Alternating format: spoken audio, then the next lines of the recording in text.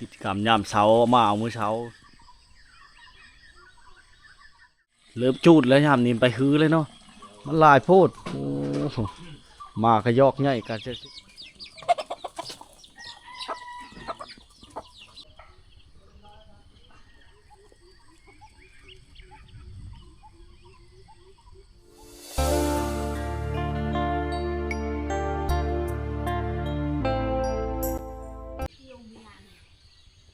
กราบทักทายสวัสดียามเช้า FC ทุกคนวิดีโอนี้เฮาก็มาอยู่ที่หมู่บ้านวังพางเมืองบุรพาแขวงขโมนนะ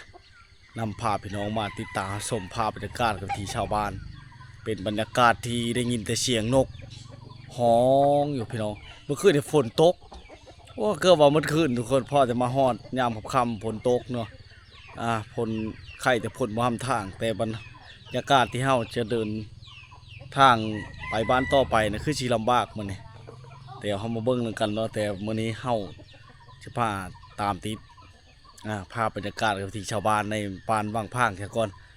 หมู่บ้านนี้เป็นหมู่บ้านที่บ่มีไฟฟ้าพี่น้องบ่มีสัญญาณอินเทอร์เน็ตเลย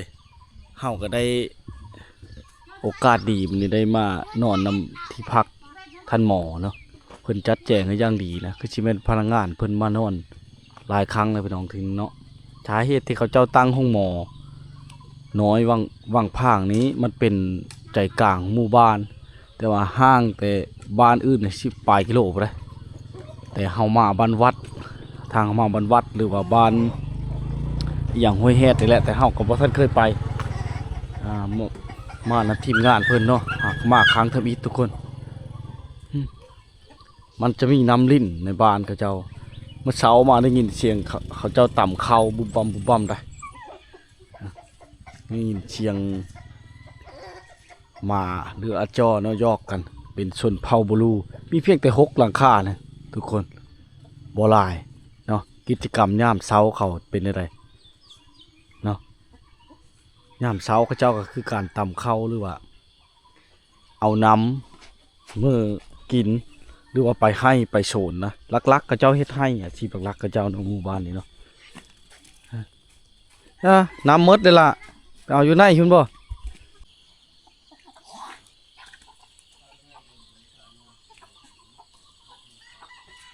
บรรยากาศน้ำเช้าทุกคนเนาะชาวบ้านเขาเจ้ามาเอาน้ำลิ้นมันบ่แห้งไปเลยปะนี่วางเลิกเนี่ยได้ยินเสียงต่ำเข้าตึ้มต่ำตึ้มต่ำอยู่ทุกคนเขาเจ้าต่ำแต่เช้าผู้ใดบรรยากาศชั้นนี้แล้วแหละทุกคนใกล้กินเช่าๆอยู่เจ้ามาเอาน้ำลิ้นเอาน้ำกินนะผู้น้อยก็มาเอาน้ำบ่เอาน้ำ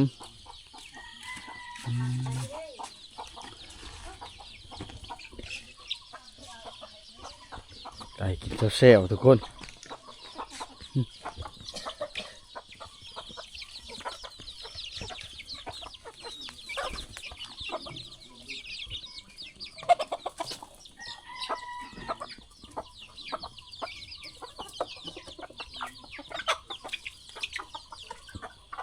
ปั๊บมาเลยแล้วอะไรตำข้าวนะโอ้ตำแต่เช้าเลยเนาะลงข้าวบุห่านพี่น้องบ่มีห้องสีได้บ้านนี่เลยเจ้าตำข้าวตุ้มตั้มอย่างเลยนี่ตื่นมาแล้วพอแต่แจงนะหาสว่าง6 โมงปลายกว่าคน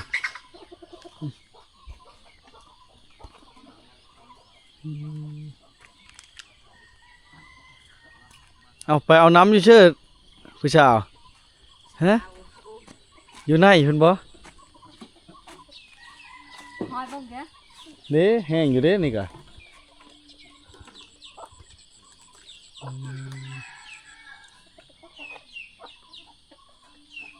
เอาคือบ่แห้งไปเลยเนาะไปแล้วพี่น้องผู้เล่าเขาไปเอาอยู่ไหนอีกเพื่อนไหนเดี๋ยวจะได้เข้าไปเบิ้งกันเนาะ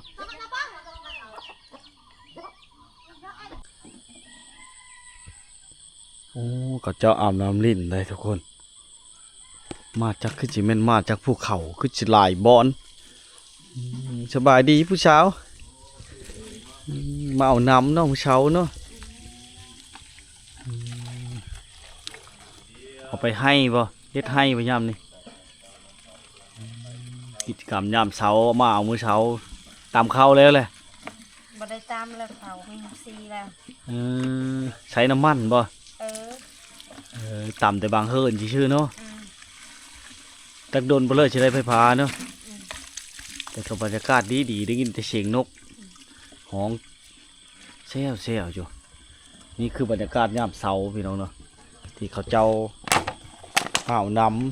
ำมันบ่แห้งเขาเจ้าก็เลยเอาเข้ามาเอาอยู่ในอีกน้ำนี่เขาต้อมาแต่ผู้เพิ่นบ่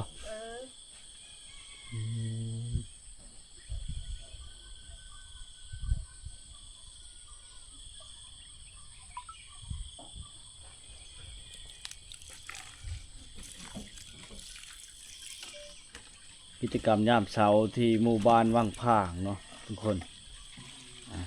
เวลาก็6 โมงปลายก็กว่านะตอนนี้เมืองบุรพาเขื่อนขมูลชาวบ้านก็จะมาเอาน้ำลิ้น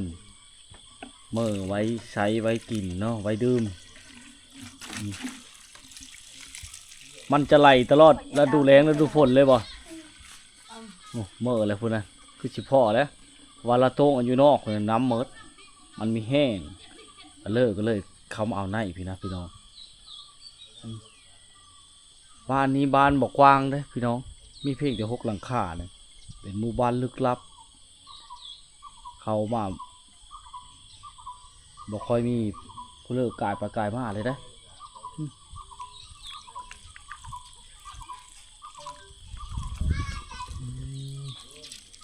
ใช้ตุกน้ำนี่มันทนทานเนาะตุกน้ำนี่เนาะนี่สิรักษาดีขนาดไหนไปให้บ่วันนี้เริ่มจูดแล้วยามนี้ไปฮื้อเลยเนาะนั่นก็แล้วยังเป็นผู้ชายใช่ป่ะนี่เอาพัวเลยเอาพัวแล้วเจ้าบ่แม่นบ้านนี่บ่บ้านแฮดมาคันเอาพัวแล้วต้องได้เมื่ออยู่เพิ่นโผเนาะได้รู้จักคนแหละผู้นึงก็ได้ผู้นึงโอ้นี่แหละบรรยากาศในยามเช้าๆพี่น้อง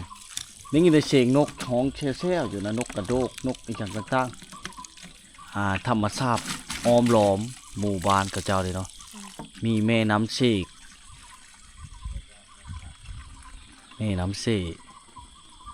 ไหลลิ้น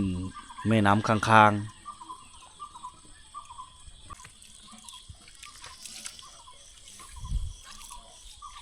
เอาแล้วต่อเฮือเขาดิเนาะพี่น้องนี่แหละบรรยากาศในชนบทเขาเจ้ามาเอาน้ำอยู่น้ำใสน้ำกินไปไว้ใช้ไว้ดื่มใช้มาแต่ลิ้นแต่ภูเขาคนทุกคนที่เราเห็นหมอกควันกำลังขึ้นนะฝนตกเกือบว่าเมื่อคืนมันลิ้นมันยิบอยู่เนาะเอาเราคือบอกขึ้นมันเอาห้องไผ่ใช่ไหมคือมีหิวไปใช่แล้วมาเอาอีกมันลายโพดมาขยอกง่ายการเชี่ยวอยู่ทุกคนเนาะ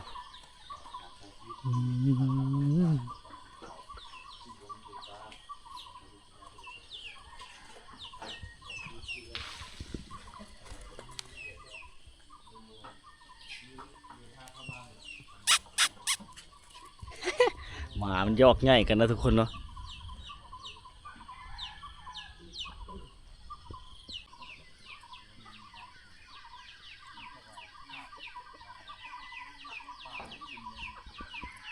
บรรยากาศอันครึ้มฟ้าครึ้มฝนอยู่เนาะพี่น้องเพราะว่ามันตกเมื่อคืนแล้วเมื่อคืนนี่เฮ็ดเธอเขาเจ้า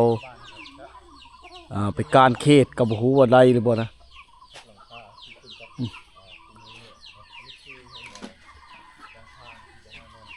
ขึ้นกับกลุ่มห้อยเฮ็ดเนาะทุกคนบ้านบางพางเนาะมะพร้าวมีต้นพร้าวเลยพี่น้องในยามเช้าสบายดีสบายดีนะไปใช่นี่ไป ไปลิ้นให้ไปสวนมามื้อนี้ เขาใช้แผ่นชากโซลาร์เซลล์เลยทุกคนนะบางเฮิรนก็มีบางเฮิรนก็ไม่มีนะมีวัฒนาการเขาเจ้าบ้านนี้เป็นบ้านที่บ่เยอะเป็นบ้านที่มีแต่หกหลังคาทั้งทุกคนอากาศเงียบสงบได้ยินแต่เสียงสัตว์นกกระโดกชุลมันห้องเชี่ยวอยู่นะกิจกรรมยามเช้าเขาเจ้าคือการไปเอาน้ำหาบน้ำหรือว่าเขาเจ้านึ่งเขาเป่าไผ่แต่เช้าๆผมพี่น้องไปตำเข้ากับจะมีเพียงแต่บางเฮิรนนะได้ยินตึมตามนี่แต่เขาเจ้าหลายแล้วชัดสาวว่าสิ่งมันออกไปหาอยู่หากินแล้วพี่น้องเนาะไม่แต่ต้นใหม่แต่แบบลักษณะเข้ามาแล้วอยู่ในป่าเลยพี่น้องไม่ค่อยมีคนเข้ามาเที่ยวมาชมนะตามการทักถามเขาเจ้านะพี่น้องนะ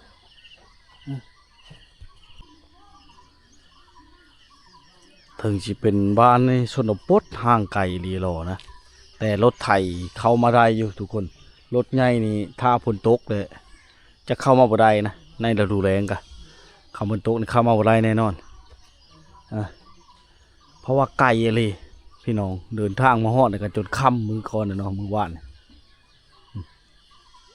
บอนอันเคาะไก่ทางเทิงนี่เขาจะมีห้องสีเข้าหูห่านกับเจ้าได้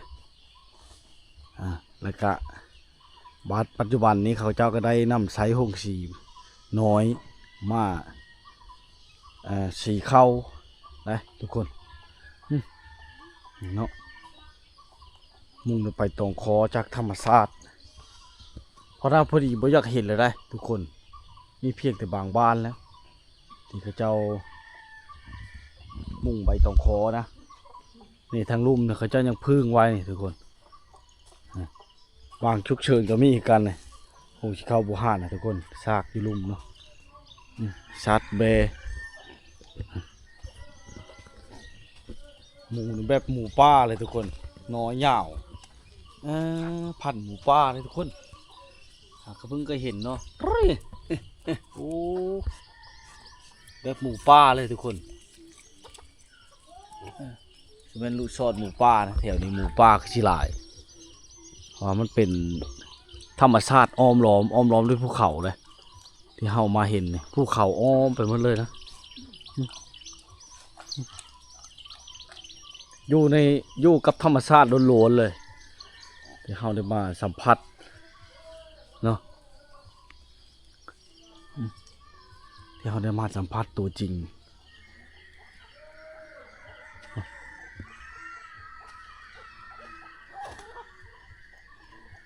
มีแต่เสียงนกอาล่างของเชี่ยวๆอยู่บรรยากาศในยามเช้าๆสบายดีบันโซนยามเช้า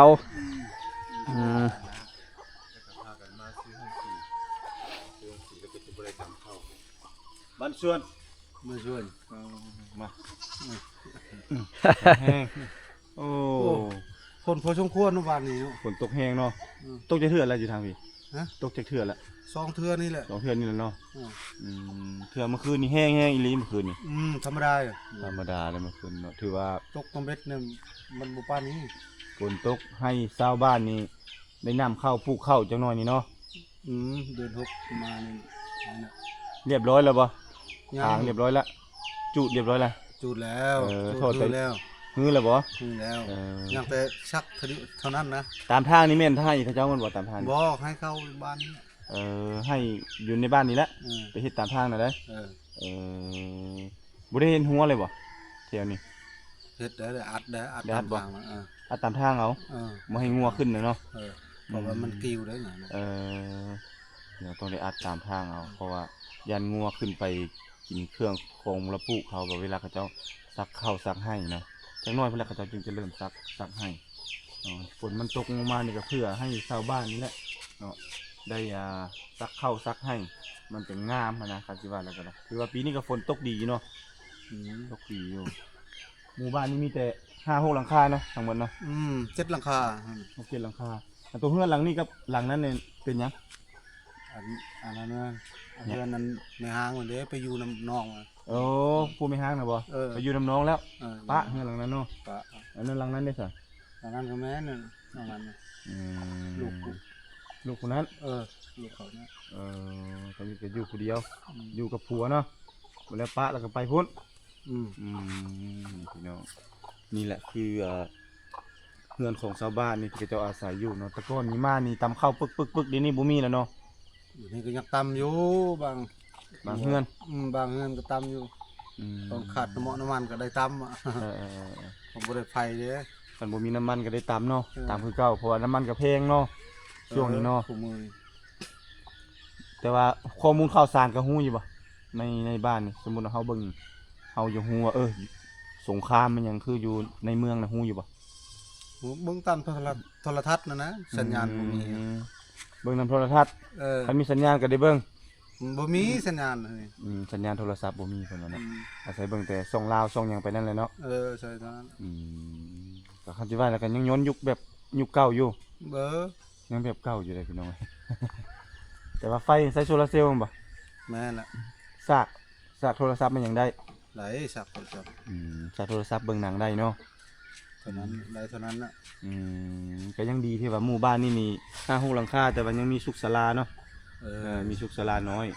กรณีแบบว่าเจ็บเป็นอุ่นนั้นนี่ก็เฮาไปห้องหมอนี่เลยใกล้ๆนี่เลยเนาะ ซื้อยาเนาะ แบบว่าอันเจ็บเป็นนั่นถือว่าธรรมดานะแบบท้องแบบแพ้ฮ้อนอันนั้นน่ะสิไปสุขศาลาที่ถ้าเป็นนักหน้าคือแบบลงเมืองพุ่น ล แหละ งเมืองพุ่นเลยเนาะแล้วรถไถบ่ลงรถจักร รถไทยแล้วยามฝนตกน้ำมากน่ะก็ได้ห้ามเลยรถไทยน่ะข้ามน้ำนี่นะ หามแล้วเนาะข้ามน้ำนี่เนาะน้ำกอกนี่เนาะ น้ำก่อนนี่ได้ห้ามเลยยามฝนตกน้ำมากนะ นั่นแหละพี่น้องเนาะคันว่าเจ็บเป็นอุ่นๆแห้งอีหลีเขาเจ้าต้องบางเทื่อนี่คนนี่คันย่างบ่ได้นี่อ้องคันอ้องบ่ได้นี่เจี้ยใส่อีหยังก็ใส่อันนั้นได้เนาะใส่เพใส่อีจังแล้วเนาะใส่ผ้าแล้วเนาะมัดหามไปแล้วเนาะสมัยก่อนเนาะ นี่นั่นนะ สมัยนี้ก็จะคือกันนั่นแหละเนาะ คือกันแล้วก็ยามฝนตกนั่นน่ะ อืม มันบ่มีทะอันนั้นเลยบ่มีครัวบ่มีอันนั้น มันบ่มีครัวเส้นทางยังลำบากเนาะอาสิว่าแล้วก็ได้ยามเจ็บเป็นอุ่นๆก็ต้องได้หามกันออกไปว่าไงซะหามทั้งคนหามทั้งรถ เออ หรือกระทึกลึกนองเลย คือ เนาะ ปีกายนี่น้องสาวเฮาเป็นอันนั้นเด้เป็นออกลูก เกิดลู สะดว ก กนั่นน่ะก็ได้ห้ามแล้วนี่นำอยู่ทุ่มพัวแล้วนำยามน้ำมะนั่นนะ ไปเกิดลูกอยู่เมืองพุ่น พุ่นแล้วไปผ่าตัดอยู่สิโปนพุ่นน่ะ ไปสิโปนบ่ ฮอดบ่สิโปนฮอดเนาะ ฮอดแล้วไป เฮา จะ สิ เป็นแล้ว บ่เฮาเลยย่านมันสะท้อนคือตักยันมาอกกลางทางนะเฮาย่านน่ะเขามั่งอีกออกกลางทางเนาะ ก็จำเป็นแล้วจำเป็นได้ไปแล้ว เคยมีอยู่บ่กรณีแบบนั้นบ้านอื่นคือแถวห้วยเฮ็ดบ้านกูบ้าน มีแหละ2-3เทื่อเลย ม เทื่อบ้านผู้นี่ก็ผู้หนึงน่ะ เกิดกลางทางเลยบ่ นะ ออกกลางทางเลย บ่ โอ้ชื่อ ไป ว่า ไปออกอยู่อันสุขสละจงเงินอยู่ห้องหมอ สิโปน สิโปน โอ้ บ่สิโปนก็บ่ได้ชุดนั้นได้ผ่าตัดอยู่สวรรค์พุ่นแหละ เอาลงสวรรค์เลยเนาะ เพราะมันออกมือนี่เด้มันออกทางนี้เด้ เอามือออก มือออก โอ้ยกำมังเนาะแบบนั้นเนาะถือว่าโศกเข้าข้างอะลีเด้มันเกิดกรณีแบบนั้นเนาะ โอ้ขมังไงเลยตอนยามฝนตกยามนี้ก็ใครได้รถไทยไปได้ เอาขอบใจหลายๆได้เด้อ เออ ที่บอกกล่าวหรือว่าให้ข้อมูลเกี่ยวกับการเกิดลูกหรือว่าความเจ็บเป็นอย่างต่างๆ ที่ว่ายามน้ำมากมันอย่างต่างๆนี่เขาจะเอาไปหาหมอเพื่อจังใดอันนี้แม่นข้อมูล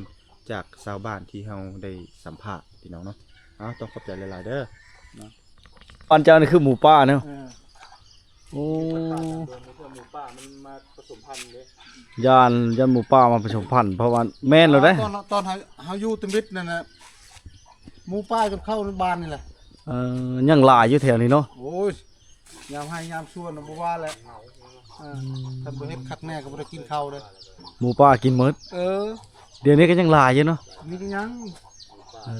หมู่กายพันธุ์พี่น้องมันกลายมาเป็นหมู่ป่าเลยป่านนี้ โอ้หลายถูกกำลังเกิดเลยแบบ คือเยอะๆอยู่ ข้างลายมันเนาะเป็นเสกมันเนาะโอ้ได้แนวหมูป่ามาเลยพี่น้องเป็นลูกผสม ลูกผสมพันธุ์กับหมูป่า คักเนาะหมู เป็นลูกซอดหมูป่าล่ะ บ่ได้ฮู้ว่าบ่มุ่งใบตองคอนี่นะ โอ้บ่มีเลย โอ้สุดยอดเนาะ คือว่ากุ้มอยู่ประมาณ10 ปีเนาะ บ่ฮอดมา6 ปีนี่ 6 ปี คันเฮามุ่งนานๆเนี่ยก็กุ้มฮอด6-7 ปีเนาะ ทั้งนั้น ถ้าเฮามุ่งบางมันก็บ่ทนเนาะประมาณ 2-3 ปีก็โคตรแล้วอันนี้แหละตอนสมัยแต่ก่อนเขาเจ้าบ่มีสังกะสีเนาะไปอยู่ตามป่าตามดงคือจังซี่ก็เข้าในเมืองก็บ่ได้นอนอยู่แต่ธรรมชาติก็อาศัยใบตองเคาะเพราะว่าเขตนี้ตองเคาะนี่หลายเนาะ โหหลาย หลายละหลายก็อาศัยนี่แหละตองเคาะนี่เป็นบ่อนต้นทางแดดทางฝนปลากระแตะกระตาดนี่ก็สร้างเองจากไม้ในธรรมชาติหรือว่าวัตถุดิบที่หาจากธรรมชาติเองอันนี้คือการเอาตัวรอดของชาวบ้านในเขตชนบทเป็ดไก่นี่ก็คอผู้นั้นคอผู้นี้มาเลี้ยงแล้วก็ลายขึ้นหมูคือกันพี่น้องสัตว์เลี้ยงของพระเจ้ามันก็เลี้ยงไว้ขายเลี้ยงไว้ตามหิดตามคลองกรณีมาเยาบ่ลูกเจ็บเป็นอุ่นเขาจะเฮ็ดตามหิดเก้าคลองเดินของพระเจ้าอยู่เอาขอบใจเด้อไปอีกก้อนมื้อนี้ บ้านนี้จะเต็มเป็นแต่ธรรมชาติล้วนๆเลยทุกคนเนาะได้สายพันธุ์ที่มันออกมานี่ก็หมูป่าเลยทุกคนเพราะว่าเขตนี้มีหมูป่าหลายหมูป่ามันจะมาผสมพันธุ์กับหมู่บ้านเฮ็ดให้ลูกมันออกมามันจะกลายเป็นหมูป่าแคบแดงแทรกลายเล็กน้อยๆคือเลยทุกคนแต่ละตัวเนาะแซวอยู่นะนี่แหละวัฒนาการเอาตัวรอดของชาวบ้านอยู่ในชนบทบางเฮิรนก็ยังมีมุ่งใบทองคออยู่เขาเจ้าเอามาทำใส่อายุการใช้งานก็6 ปีหรือ7 ปีเลยทุกคนนะนี่จะโตแทรกล่ายนี่น้อยหมูป่าน้อยมันกินห่ำเนาะเลาะไปพี่น้องบรรยากาศเงียบเหงาทุกคนได้ยินแต่เสียงสัตว์ธรรมชาติของจูจีแซวอยู่ได้ที่เฮาได้มาสัมผัสบ้านที่ตั้งอยู่ในถ้ำกลางป่าแล้วก็ภูเขาเนาะเงียบสงบดีทุกคนได้หมู่บ้านนี่เนาะเฮาได้มาสัมผัสตัวจริงเลยมีเป็นบ้านที่มีแต่6 หลังคาทุกคนเนาะส่วนหลังคาที่7น่ะบ่ได้อยู่แล้วเขาเจ้าปะกับเมียผัวนะเฮ็ดให้มุ้ยพายุอาศัยเบิ่งข่าวสารอหย่างต่างๆกับเบิ่งจากโทรทัศน์โทรภาพ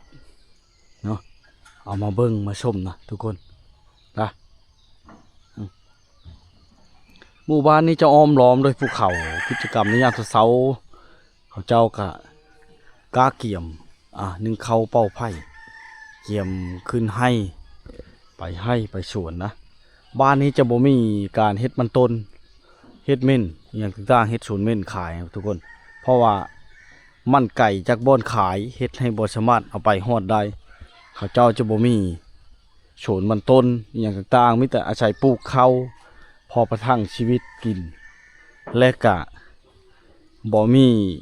เล้าข้าวทุกคนเป็นหมู่บ้านที่แปลกนะเล้าข้าวบ่มีพังเพลงพังหยังก็ใส่พังในตู้ MP3 น้อยๆหรือว่าวิทยุเขาเจ้าพังเนาะเพอมันบ่มีสัญญาณโทรศัพท์บ่มีสัญญาณอินเทอร์เน็ตผู้เลิกเข้าในเมืองอีช่างเขาเจ้าก็จะซื้อแผ่นซากโซลาร์เซลล์นี้แผ่นซากโซลาร์เซลล์นี้ทุกคนมาใส่พอเป็นแสงสว่างหรือว่าซากแบตหม้อไฟอีหยังต่างๆเป็นเชื้อไฟต่างๆเนาะทุกคน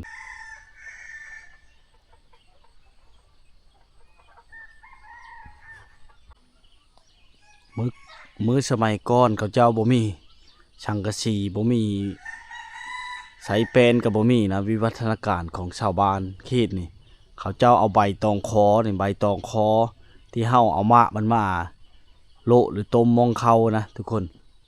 เนาะที่เขาเจ้าขายในเมืองต่างๆมันจะเนาะมันจะเอามานำใช้อยู่ปัจจุบันนี่ก็ได้อายุการใช้งาน6-7 ปีผู้ใดตามการชักทางจากชาวบ้านเนาะเฮดเธอมันมีความทนทานกว่านั่นพี่น้องเนาะบรรยากาศยามเช้าเสียงนกฮ้องชั่วเชี่ยวอยู่พี่น้องนกกระลาก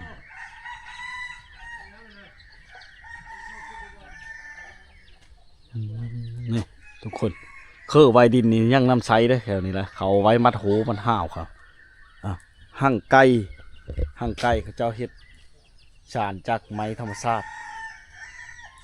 เอามาจากธรรมชาติล้วนๆจากป่าเขาพี่น้องเนาะ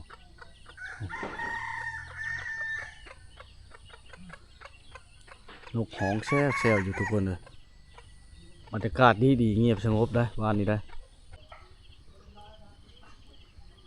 อากาศนี่จะครึ้มเนาะในเช้าๆเลยหมอกควันนี่จะเป็นอยู่แถวภูเขานะทุกคนถ้าแดดมาเนี่ยมันจะเป็นหมอกควันหลายอันนี้มันครึ้มอยู่เพราะฝนตกนี่ยังค่ำเมื่อวานนี่นะเมื่อคืนนี่ก็ลิ้นก็ว่าหมดคืนเลยฝนก็ตกครั้งที่2นะนี่แหละคือบรรยากาศในหมู่บ้านลึกลับหมู่บ้านวังพางทุกคนจะได้ยินแต่เสียงนกฮ้องแช่วอยู่เลยไก่นี่ก็จะสอดไก่ป่าทุกคนน้อยเขาจะเอามาเลี้ยงเนี่ยชิ่งที่นำเขามาจากต่างๆเอามาเลี้ยงชาเลี้ยงนั่นก็คือแบะหรือแพะทุกคนแบะหรือแพะหนทางก็เป็นหนทางแบบธรรมดาเรียบง่ายถ้าฝนตกหลายแหละคือเว้าแหละจะต้องได้หามรถหามล่างถ้าว่าเกิดการเจ็บเป็นเอ็นอุ่นอย่างต่างๆห้องหมอนี่บ่สามารถนำใช้ใดหรือว่าบ้าเลยแห้งนะซอยบ่ได้ทุกคนเขาเจ้าจะเอาว่านำเขาเจ้าจะช่วยเหลือกันเอาไปห้องหมออย่างต่างๆนะนกบินเชี่ยวอยู่ทุกคนนี่แหละบรรยากาศในยามเช้าๆสิงไก่ขันทุกคนมีแต่ช่ำนี้นะเฮิร์นนี่ทุกคนนะเงียบเงาเงียบสงบดีนะ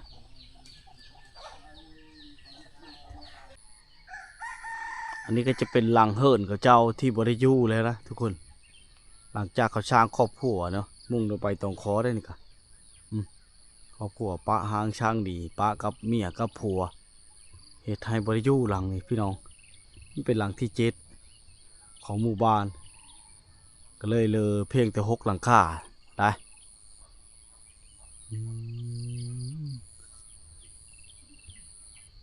เงียบสงบเต็มไปด้วยป่าทุกคนเห็นเราเขาเจ้าได้เราเขาเจ้านะมีหลังเดียวนี่เลือกเขาเจ้าเอาไว้น้ำกันบ่ลื่นอะไรทุกคนเนาะบ่ค่อยเห็นเราเขาได้บ่ค่อยเห็นบ้านเขามาบ้านนี่แหละหมู่บ้านลึกลับบ่ค่อยมีคนภายนอกเข้ามาเฮาก็ได้มาเที่ยวมาชมมาฮอดมาถึงถ้ามาผู้เดียวนี่บ่สามารถมาได้ทุกคนเพราะมันไกลเลยเดินทางไกลเฮ็ดให้มีความเสี่ยงเนาะหลายอันหลายอย่างนะกว่าจะได้ภาพธรรมชาติที่ไกลๆโดนแบบนี้ให้พ่อแม่พี่น้องได้ติดตามรับชมเนาะการยุ่งยากหลายอย่างช่วงหลายเฮิรนขั้วเขาเจ้ายังเป็นใบตองขออยู่เลยเขาเจ้ามุงแบบดังเดิมอยู่ทุกคนเนาะไก่กาเต็มไก่หาอยู่หากินแบบธรรมชาติ ธรรมชาติล้วนๆเลย ในหมู่บ้านแห่งนี้นะฝั่งนี้จะเป็นแรงอาบน้ำของเขาเจ้าได้ทุกคนเขาเจ้าลงมาอาบน้ำในแม่น้ำเชกอกแม่น้ำเชกอกโอ้โซนเขาเจ้าเลยนะทุกคนติดนี่เขาปุมัสซาลีปุเครื่องปุของพังมะอึมาพักท้องเนาะน้ำใสเย็นพี่น้องอยู่ถึงพี่จะหอมนะธรรมชาติล้วนๆเลยที่ออมล้อมเงียบสงบเนาะ